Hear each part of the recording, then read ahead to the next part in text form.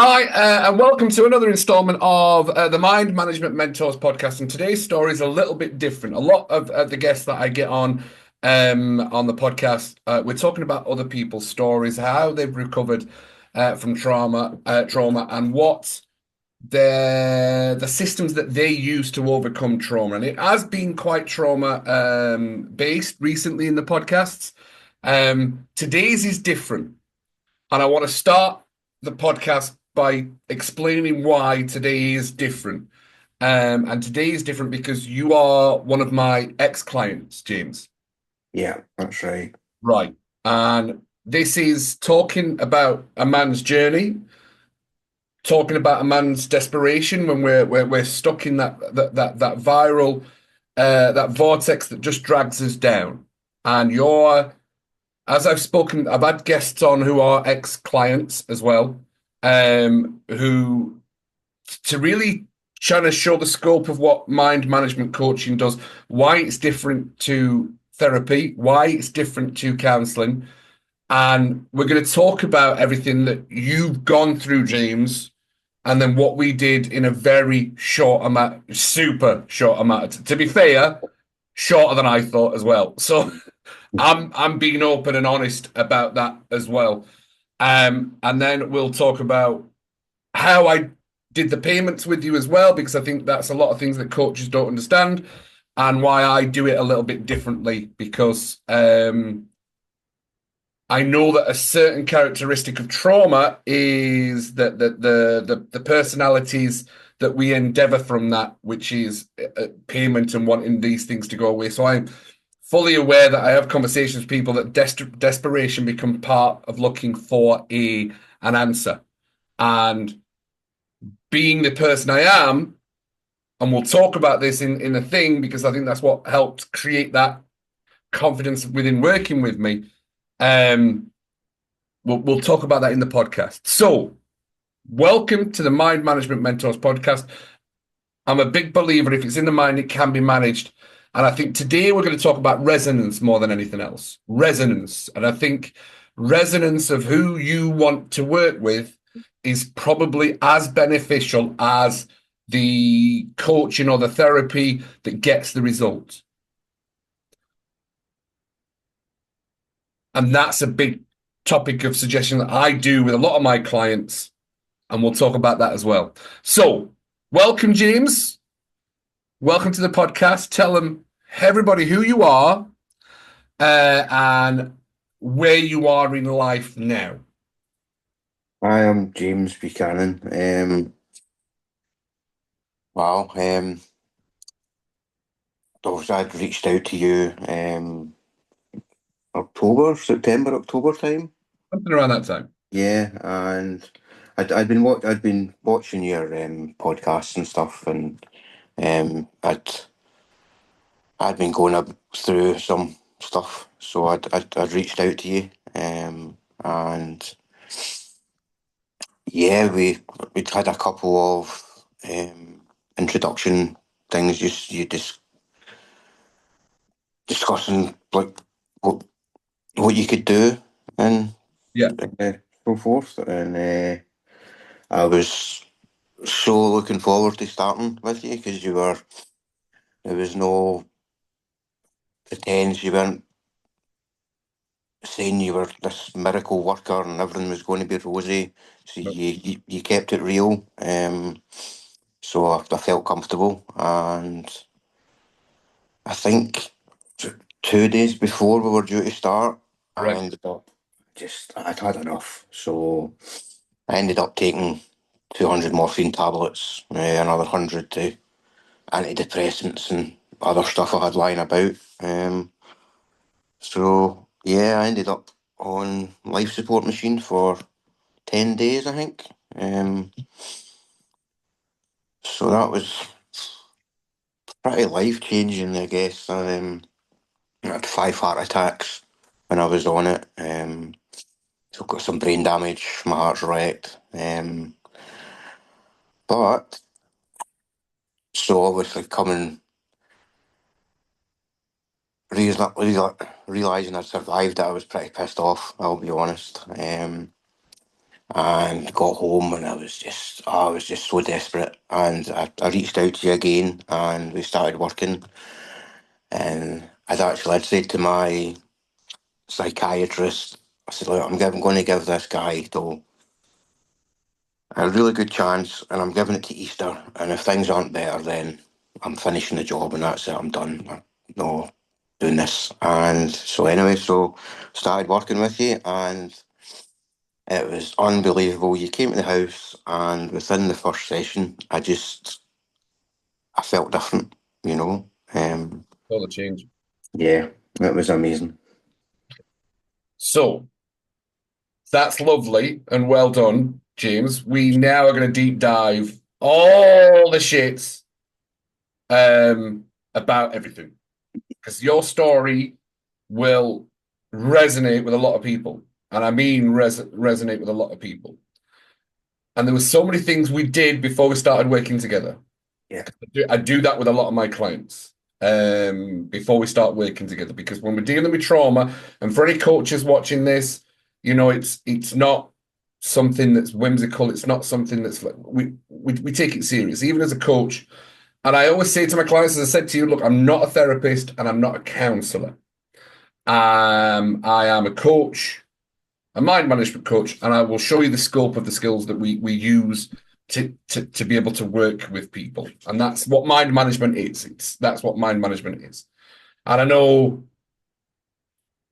we were supposed to start working on a Wednesday, and I believe a family member messaged me on Tuesday, and they said, I'm so sorry, Cuddy, you've took an overdose and you're in hospital. And I was like, oh my God, I'm so sorry. Because we'd spoken the day before and we'd done a full induction of safety first for you, James, which we're talking about it is, look, do you want any more support, suicidal support, or any those kind of things? And you had the conversation, you said, actually, no, I know I have thought about suicide in the past, but no, I'm safe, I'm calm, I'm ready to do some work.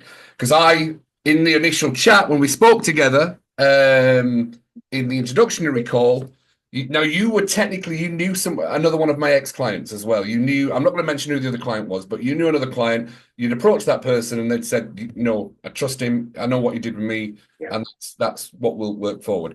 And I think in our introduction chat, which was over Messenger or Zoom, yeah, I tried to give you as much managing expectations. I'm not a miracle worker. I don't do that much. It's what I'm going to be able to help you to be able to do on your own. yeah. That's right. There's no fixes, there's no cures, but I do come from a place we're not broken or fixes. We just don't understand why we're doing the things and the internal conversations that we have, which is where you were. And you were like, no, that's totally fair. Then we talked about the price. And I said, this is what the price, you pay this now, and then you pay on the end. And I always try and do that as much as I can with my clients, is you pay now, we work through things, and then because I'm an outcome-based coach. We knew what your outcome was, and I knew that if you did the work and what we talked about and we walked through, that would happen. But you fully knew that the effort was on your part. So I got the message from a family member, and I was like, right, that's absolutely horrible. I'm so sorry. I knew you were ready to work with things. And I said, I'll issue a full refund, not a problem. And we left it a week. So I remember saying to my wife, honestly, we did the full recon, we did the full safety thing. And he was like, no, he's ready. I'm good. He's in that place. He totally understood it, and that's fine. And it took me a week, and I was coming. And I messaged you. Right, I'm just about to offer a full refund. FYI, it's going back into the account. And you messaged me back, don't give me a refund. I'm just getting cleared by the psych team, and I'm getting released. Mhm. Oh, right, okay, can we start tomorrow? I was like, oh shit, right, okay, fair enough. That's what we'll do. That's the story for total transparency. Right? That's exactly where we were, and that's where we get to this story. Now, that's only the me and you part of working together. That's not the podcast. The podcast is your life. Sure. And it's going to be triggering for some people. But in that story of what you definitely wanted to talk about, because I was like, you just get back in contact whenever you want. It's fine. It's like, no, because when we've had these results, we're like, no, everybody needs to know about it, and that's brilliant because your story will resonate with a lot of people, and that's a fact, James, which is why we need to talk about your story. So, when I asked you to introduce yourself, James, and you didn't really introduce yourself, you were talking, and I'm like, no, Okay. we need to bring this back to James. James, Yeah. tell me who you are. I know what you are. You're a father. You're a passionate man, and you've had trauma for many, many years, right? So, James, let's go back to the beginning Sure. and talk about your childhood growing up. Sure. No problem. Right. Well, my childhood, it wasn't, my house was pretty crazy. My mum was, my mum obviously wasn't very well, but it was a very violent house. Me and my brother would get uh, beat up with like snooker cues, dog chains, you name it, like every day for. I mean, I guess sometimes I would have been a little shit and deserved it, but so anyway, so yeah, it wasn't. It was never a very happy home. My father, he was away a lot. He was a competitive archer, so he was always away at international competitions and all that. So he wasn't really around that much. So anyway, I think the main or the first real trauma, I guess you can call it. I was 8 and was out playing with a friend, Nicholas, and we were it's either action men or Air Force men or something we were playing with, and Nicholas had this Jeep, and it was so cool, but I never had it. I only had the figures, and this guy approached us, and he was talking, and he's like, "Oh, have you not got a thing?" I'm like, "No, I really want one." Blah blah blah, and he said, "Oh, I've got one in the house. You can come and get it." So Nicholas, he's like, I'm going home. So stupidly followed this guy home, and he proceeded to rape me. And obviously, I'm 8, didn't really know what was happening. I just remember feeling obviously scared and weak, and defenseless.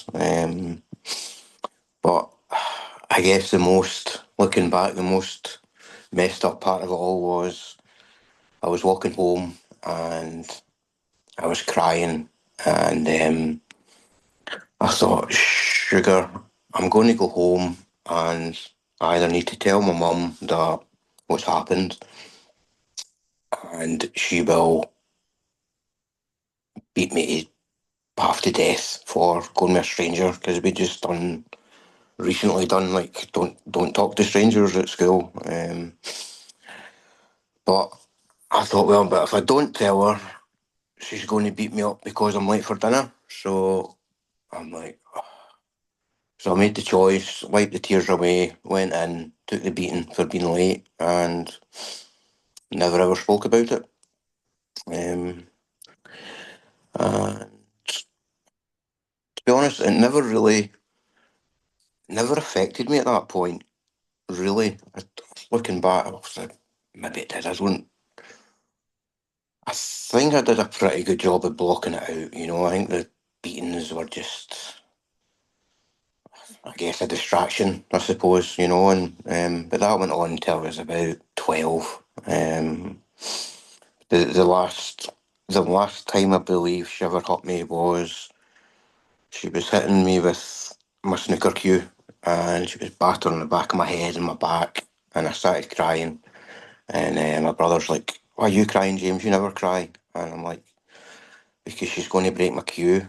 And I think, I think in fairness, I think that gave her the realization that oh sugar, what have I been doing all these years? And like I say, I'm almost certain she never ever hit me again after that. But yeah, so that was kind of my childhood. But I've done okay at school. I left school as a car mechanic, done my apprenticeship in that. Then I think maybe I was about 21. All the abuse stuff, like the guy when I was 8, it all just came back and popped me like a ton of bricks, and I just lost it. I ended up in a psychiatric unit for, well, they said I'd be in for like 2 weeks, maybe 2, 3 weeks, and they'd get me sorted, and ended up in for 2.5 years. So, and they tried everything. I had the electric convulsion therapy, the thing they put the basically send electric shock through your brain to try. I guess it's works like a jump starting a car almost. I guess. But I'd seen it work on people, and I thought, do you know what? Why not? So I tried that. It had me on every medication under the sun and different therapies. And then I don't know. I think one day I just thought, no, I'm not doing this anymore. I'm not rotting away in a hospital, and I just got better. You know what I mean? Or well, I thought I did. But yeah, I was well for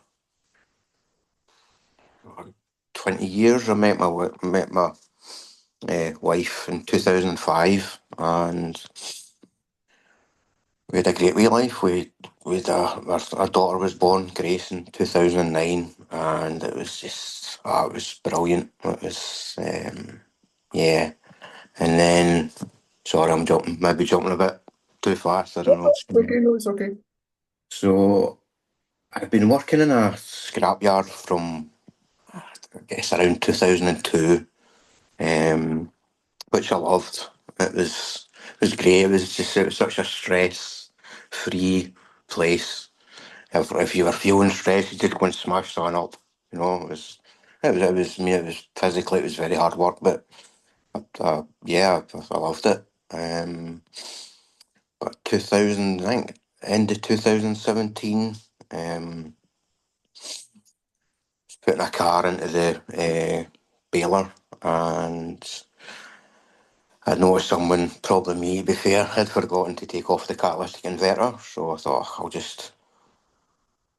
so I lifted it back over, and instead of putting it on its side, I just left it hanging in the grab, went underneath to grab it, and the grab, the hydraulics and the machines, they were old. And it released the pressure a wee bit, enough for the car to drop on me, which broke my neck, crushed my spine. Um, so that was me wheelchaired up for life, which everybody thought, I guess, I would just go in a downward spiral, and obviously my history, but obviously I wasn't like over the moon about it, but I definitely never spiraled. I kind of seen it as a weird sort of way a blessing, because I was getting a bit older. I was coming home. I was tired, sore, grumpy. I wasn't getting to spend that quality time with Grace and my wife, and so I think it gave me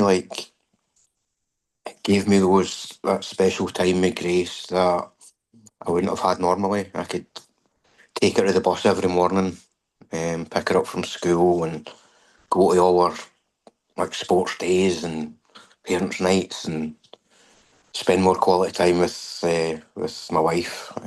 So yeah, I adapted pretty quickly. Got back to my archery. I was before the accident. I was a four-time Scottish champion. So although I was shooting less, my daughter was getting older, so I started coaching her. She's currently the under 16 Scottish champion. So yeah, um, that's kind of my life in 5 minutes.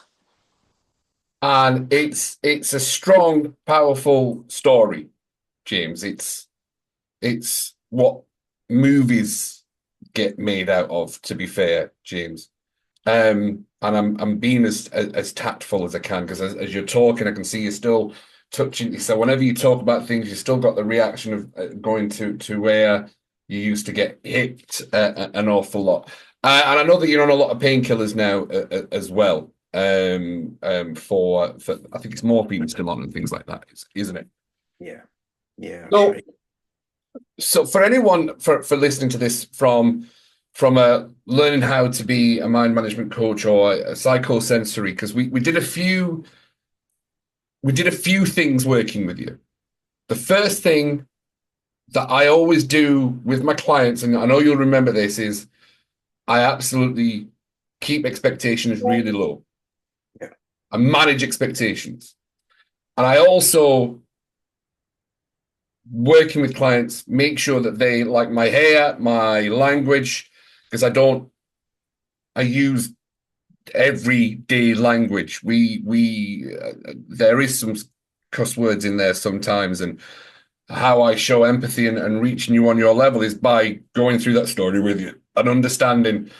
And when you said I dealt with that, but I was more scared of my mum's reaction to it, that because there was three parts to the story that we worked on, and what we worked on from the coaching part, so that you understand what we did, which is why it lifted. You had some unanswered questions that you needed help answering, so we changed the perspective, and we did work on resetting your nervous system by reframing,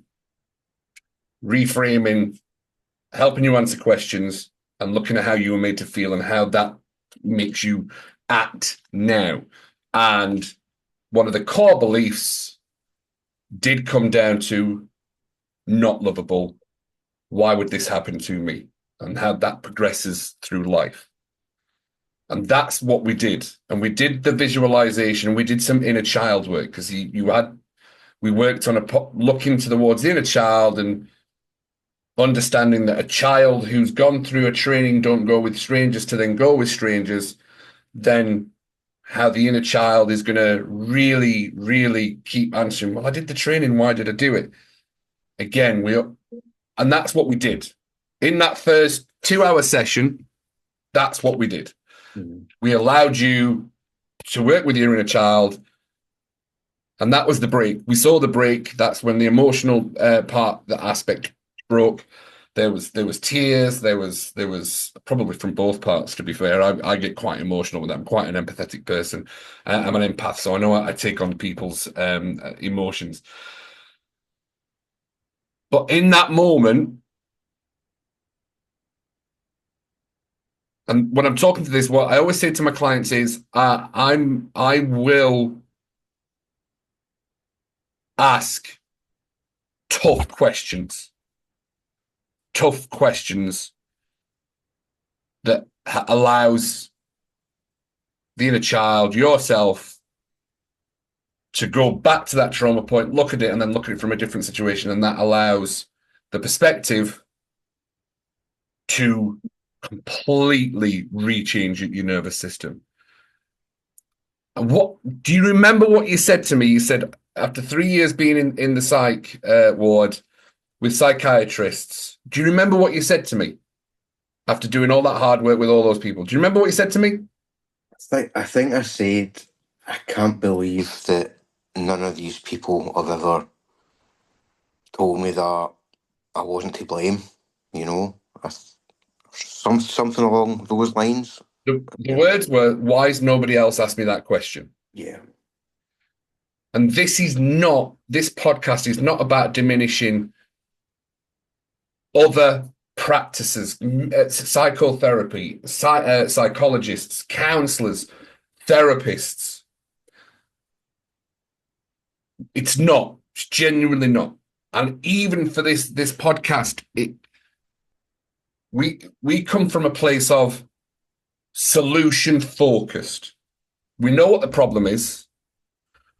What's the belief about self then that's stopping us be the person that you wanted to be now, James? That's maybe a quicker, it's not so quick, but that's the bigger picture that we look at, is we look for the solutions of why you can't live the life the way that you want to. Because the bigger part of the story is, James, is what you were going through was starting to affect your family and your daughter, wasn't it? Yeah, absolutely, 100%. 100%. Yeah. Yeah. We actually, my wife, decided that she couldn't do it anymore. She'd been trying for 19 years. You know, Yeah. I thought I was doing enough, and I wasn't. So I was shortchanging her, ultimately shortchanging Grace, and yeah, so that was it. So it pretty much just my way of thinking all that time Yeah. pretty much cost me my marriage, Yeah. my relationship with my daughter, Yeah. everything. So yeah, I was a mess. I was a real mess, and But you now don't look back with regret. no, I mean, I always check in with you again a little bit extra just because I know I'm aware how, trauma still shows up and the personality traits that we have with that, which we talked about fight and flight, and the four. Technically, some people say there's four behavior characteristics from trauma, and then there'll be other people who said there's six responses. But it becomes part of our character, and people pleasing is one of them. yeah, And I remember after our second session, you bought me a chocolate orange, yeah, that's right. which was delicious, by the way. Thank you very much. But then we talked about the people please. I was like, right. So we talked about the personality behaviors of what you'd done and you had, and we worked through those processes to give you the tools to feel comfortable to without because we have the fear. The fear gets ingrained. So we worked together and we did mind management coaching. We did a lot of NLP and we did havening. I asked you if I was allowed to touch you. Yeah, And we did havening and we only did, I think it was 3 sessions, and then we followed it with a fourth. So technically 4 sessions yeah, to follow up on the fourth to make sure you're happy where you are. Do you feel there's any outcomes that you can't cope with? And you were like, you literally, because on the first session you went, "Oh, Cuddy, do I need to pay you any more money for that?" I'm like, no, let's do this. Because I think we booked in for 7 sessions. I always do either 4 or 7 sessions, just depending on how people want to use that. And I was like, no, let's just work on this, because then it's not about the money. It's about making sure. So it also makes you feel comfortable going through that process that is different to therapy and counseling. And it's not to say one's better than the other, because this is where resonance comes into it. And this is the power of resonance. It's something I talk about, and especially because I've worked with children, I've worked with adults. When anybody says, "Oh, can you?" A lot of the time, and I want people to understand the power of resonance. If you've been a child and you were in counseling or in therapy and you don't like the person you're working with, that resonance can stop the power of the outcomes that you might get. It's not a reflection on the counselor, the therapist, or the coach. So I try to, for anyone listening, put the resonance way at the beginning and use it as a filter for if you do not mind this, and this. On the flip side, and I think I said to you, I will ask hard questions. yeah. I will hold you accountable. I will not beat around the bush. Mhm. And I am Cuddy, who is very jovial, and just me. I mean, literally, I couldn't be any more. To be fair, James, I couldn't be any more authentic with you. Unless we Yeah. know that, right? We know that, and that's That's a selection that we have before we go into it. Is I put up those parameters for this. You need to understand what we'll do, what I am, and if that's not for you, do not work with that. And I do that with parents when I'm working with kids because I understand desperation as well. I've been there, and I understand people will just throw money at anything as if that might be that. And I'm like, listen, especially when I'm working with working with children, it's like, let me speak to the parents, but let's the kid decide if he wants to work. Let the child decide whether he wants to work with 47 glasses, northern, slightly Scottish, silly haircut, who will talk to him on a level that they understand. And if they're like, oh, I don't think there's something about that, then I'm not the mind management coach for that person, which is what we discussed, wasn't it, James? Yeah. Yeah. So for anyone listening to this, the power of resonance, let's use it, the power of trust in the person that you're working with. Because we had developed that trust, James, which is what we've done. So what we worked on, James, so that you fully understand what we worked on, because you'd be like, Cuddy, what have you done? What have you done? What have you done? What have you done? What have you done? And it's not Cuddy, it's like the techniques that we have, which are really, really important, especially coming from, and I've worked with other people who come along and we can see the desperation. And for anyone, ethical coaching for me is really important. So, and even before we did the podcast, it was like, let's make sure we're going through, you understand what you're going through with the podcast. And it's more about your story than this side, but I want coaches to understand how mind management coaching, the way that we train it is, it helps reset the nervous system. If we go down, and we have to feel it to heal it. There was tears, there was upset, James, obviously, but the whole concept of feel it to heal it. Once we feel that trauma again, it allows us to heal it. And what a lot of people do is trauma is so scary, especially everything that you went through, James. And thank you for sharing that story. It is brutal.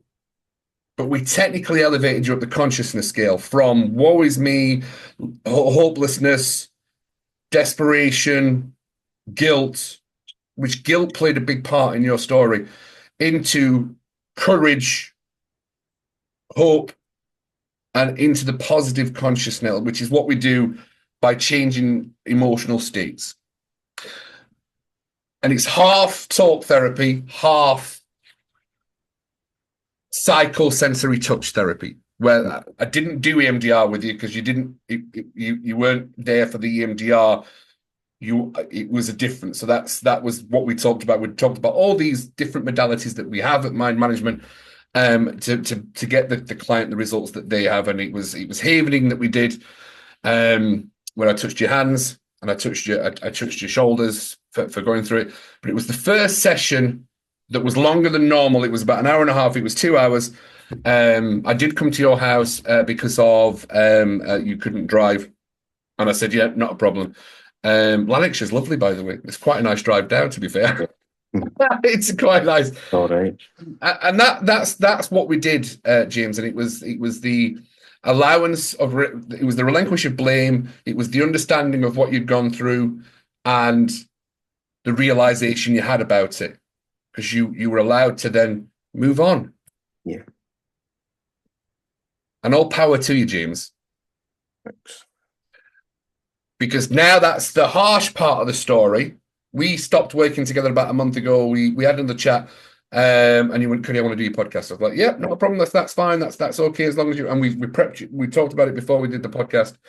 Is there anything you don't want me asking? You went, "No," because your words were, "I want my story to help somebody else who's struggling," because you struggled for years.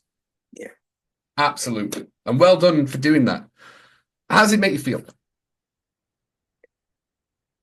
The podcast, sorry.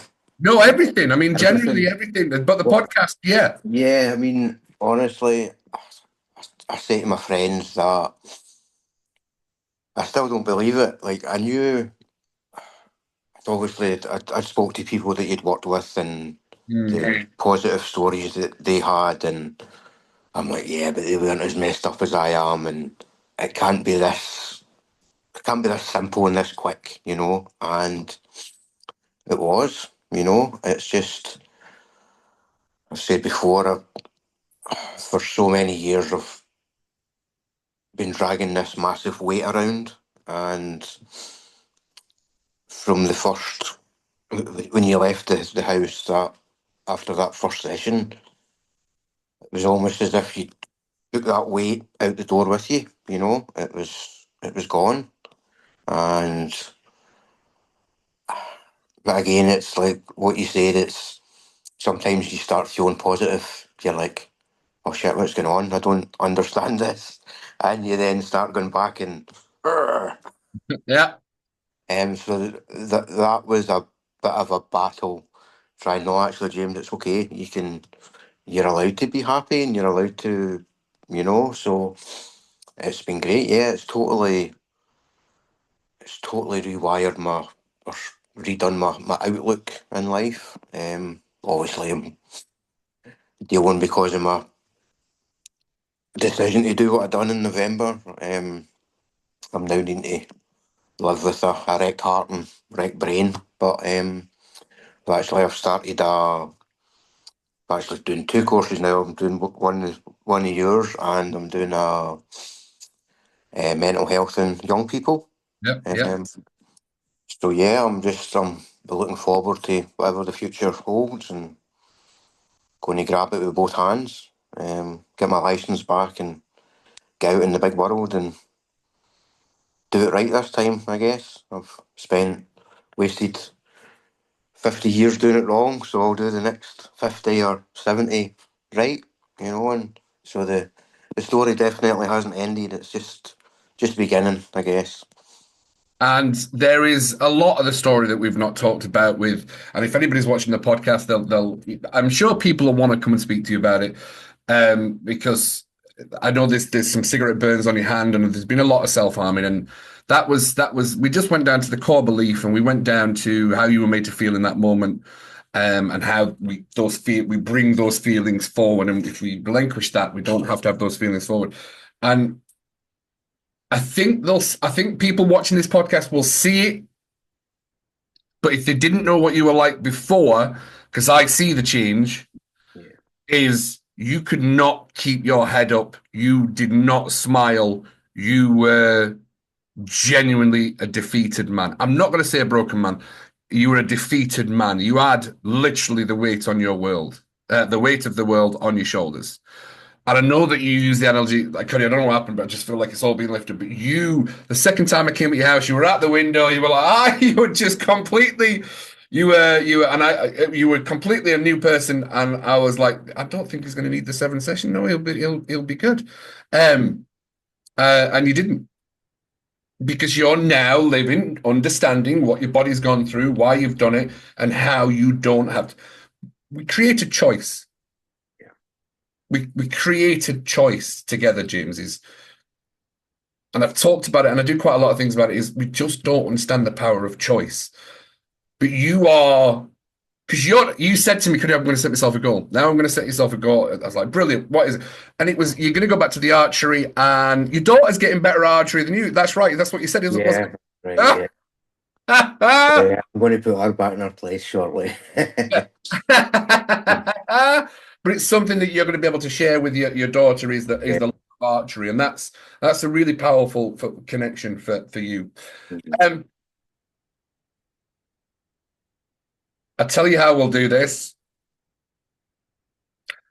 and you'll know why. The second I say this, you'll smile, because I've forgotten the other part that we did, is we developed a new identity.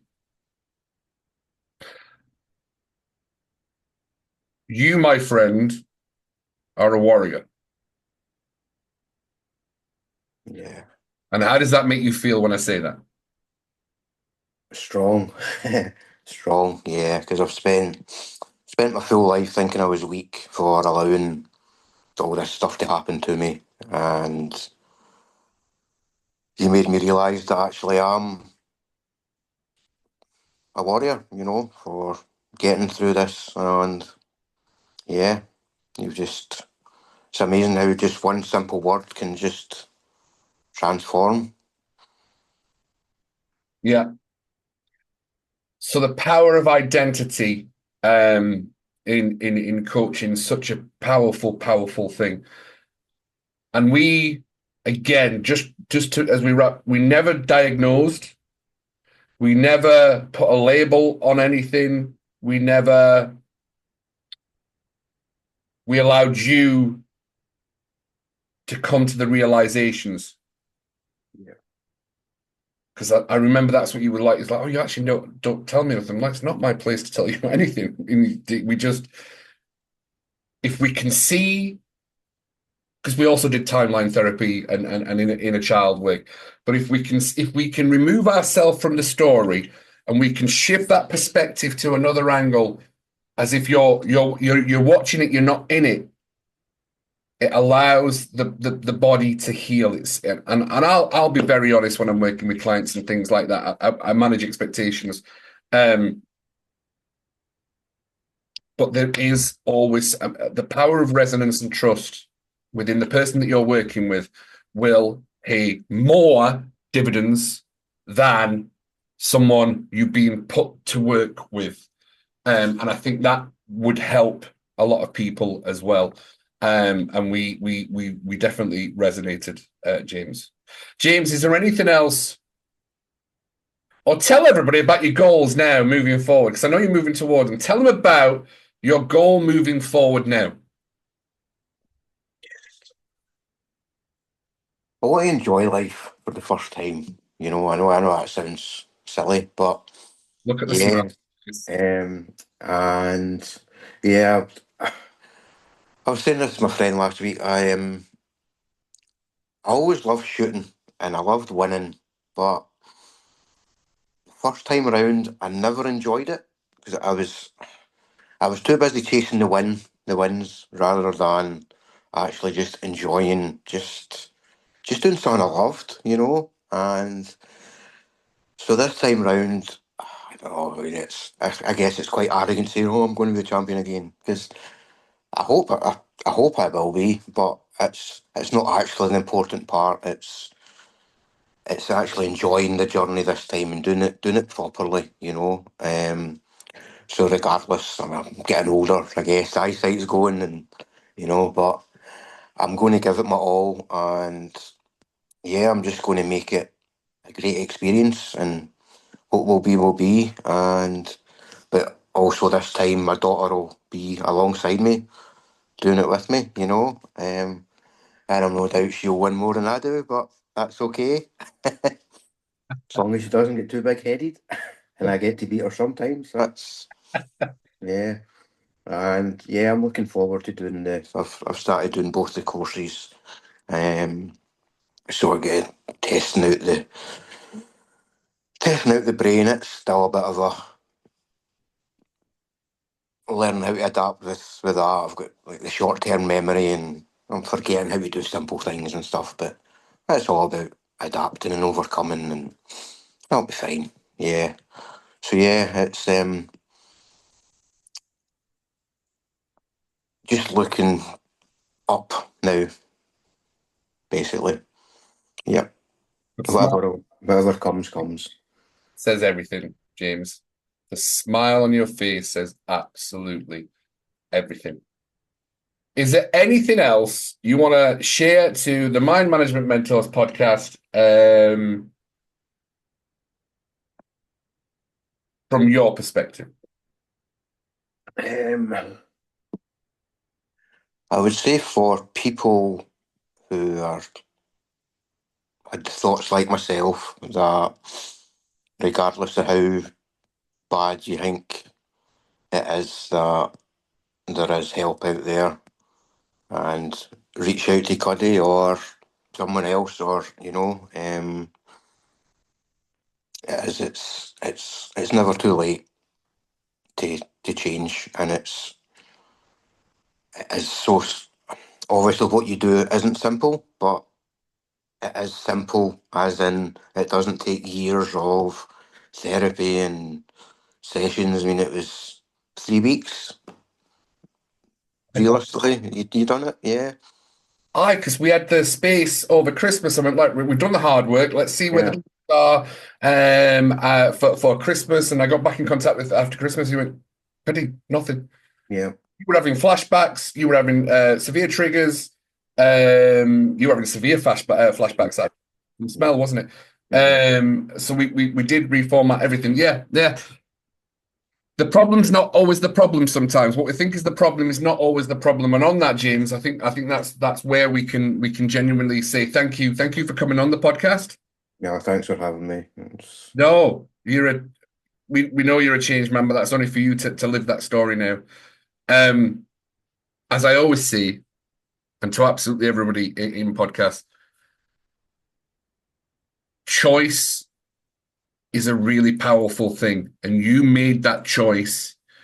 I don't know how much luck is involved in life sometimes. You made that choice to say enough's enough sometimes, but not enough to the negative, enough so right, let's give this a try. Let's give this a try. And well done you. Well done you. Because as I kept telling you after all the sessions, it was you that did it, not me. Mm. And that's really, really important. As always, if it's in the mind, it can be managed. Big love from Cuddy. And James, anything? Good luck, everybody. Yeah. Thank you so much, James. Thank you.